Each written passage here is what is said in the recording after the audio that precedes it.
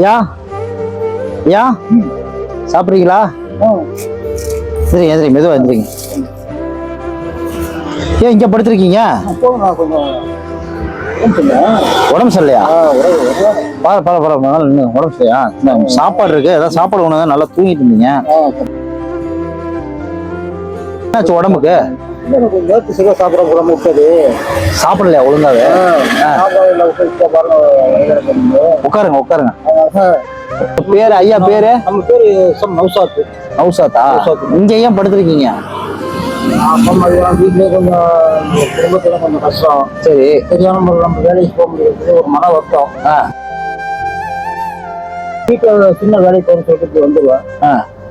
கையில காசு நமக்கு கையில காசு இல்ல, எது இல்லைன்னா மன வருத்தத்துல அப்படியே படுத்துட்டீங்க. எங்க படுத்து? அது பஸ் ஸ்டாப்ல படுத்துருக்கீங்க. அது போய் கொஞ்ச நேரத்துல காய்கறி வீட்டுல அந்த விடுபடி வேலையும் கொடுப்பாங்க. பக்கத்து கடையில இங்க கடையில கூட்ட கொள்ள கொடுத்தா பாப்பீங்களா? பிள்ளைங்களா உங்களுக்கு? மனைவி இருந்துட்டு புள்ள இல்லை. மனைவி இல்லையா? மனைவி இருந்தாங்க. அங்க யாரும் கஷ்டம் கொடுக்கூடாதுன்னு இப்படி வந்துட்டீங்க. அதான் பஸ்ஸை பார்த்தேன், எனக்கு போறப்பே மனசு கேட்கல. அதான் சாப்பிட்டீங்களா? சாப்பிட்டீங்க, ஒழுங்கா சாப்பிடலன்னு வேற சொல்றீங்க. சாப்பிடாத மயக்கம் வருது. ஏன் சாப்பாடு சாப்பிட வேண்டியதானே உங்கள்ட்ட? அது கூட காசு இல்ல. ஏதாவது நான் மகன் ஸ்தானத்துல ஏதாவது செய்யணும்னு நினைக்கிறேன். உங்களுக்கு ஏதாவது செய்யணும். உங்களுக்கு என்ன வேணும்? கொஞ்சம் ஹெல்த் ப்ராப்ளம் தான். உடம்பு சரியில்லைங்கிறீங்களா? டாக்டர் போற பணம் தரேன், டாக்டர் போய் பாக்குறீங்களா?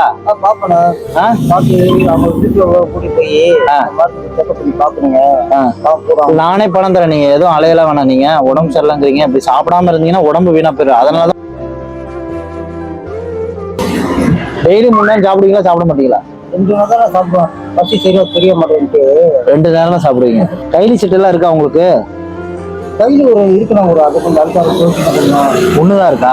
கைலி சீட்டை வாங்கி இப்போ 2 நாளைக்கு சைடு வருவாங்க. நம்ம பழைய வேலை இருந்து சொல்லுவாங்க. அதனால இங்க உட்காந்துருப்பேன். நீங்க 12 மணிக்கு மேல மத்தியானம் நான் வந்து பாக்குறேன். நீங்க என்ன, நான் இப்ப பணம் தரேன். நீங்க நல்ல ஹாஸ்பிட்டல்ல போயிட்டு முதல்ல உடம்புக்கு என்ன பிரச்சனைங்கிற பாருங்க. இப்படியே தலை சுத்திட்டே இருந்தா நீங்க சொல்றீங்க சாப்பிடாதனாலதான். அது நல்லா தெரியுது எனக்கு. வேற எதுவும் உங்களுக்கு இருக்காது.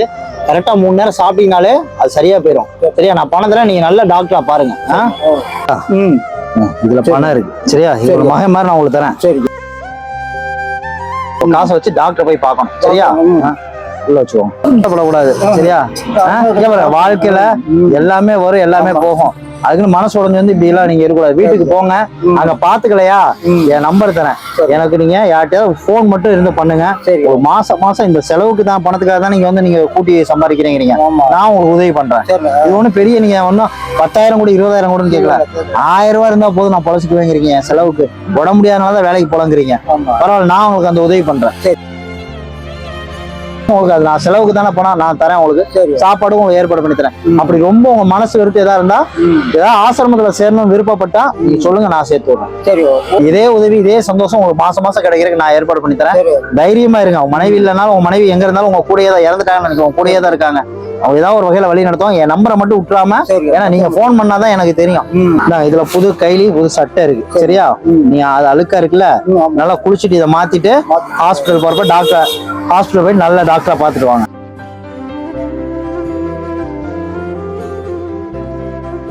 சிரிப்பு தான் வேணும். சரியா? சரியா? சேவ் பண்ணுங்க. இதுல காசு இருக்கு தனியா, இதை நான் தனியா வைக்கிறேன். சரியா? நம்பரை விட்டுறாம எனக்கு கால் பண்ணுங்க. மாசம் உங்களுக்கு நான் உதவி பண்றேன். சரியா? பசியா இருக்குங்க, பசியா இருக்க கூடாது.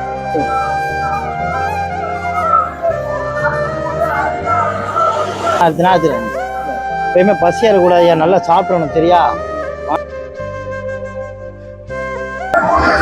மனுஷன் வாழ்றதே இந்த ஒரு நேரம் சாப்பாட்டுக்காக தான். அந்த சாப்பாட்டுக்காக தான் அவர் பாருங்க எங்கேயோ வந்து இங்க படுத்து அவரோட குடும்பத்துல செலவு காசு கேட்க கூட சங்கடப்பட்டு இங்க வந்து படுத்திருக்காருங்க. அந்த மாதிரி மனிதர்களை பார்த்தா நம்மளால முடிஞ்ச ஒரு சாப்பாடு அவங்க கையில என்னங்க கேட்கறாங்க. இவருக்கு எந்த கெட்ட பழக்கம் கூட கிடையாதுங்க. அந்த காசுல அவர் டீ சாப்பிடுங்க, எனக்கு ஒரு செலவுக்காங்க. என்கிட்ட எங்க அக்காட்ட அதை கேட்க கூட சங்கடப்பட்டு தான் நான் இங்க வந்து படுத்திருக்கேங்கிறேன்.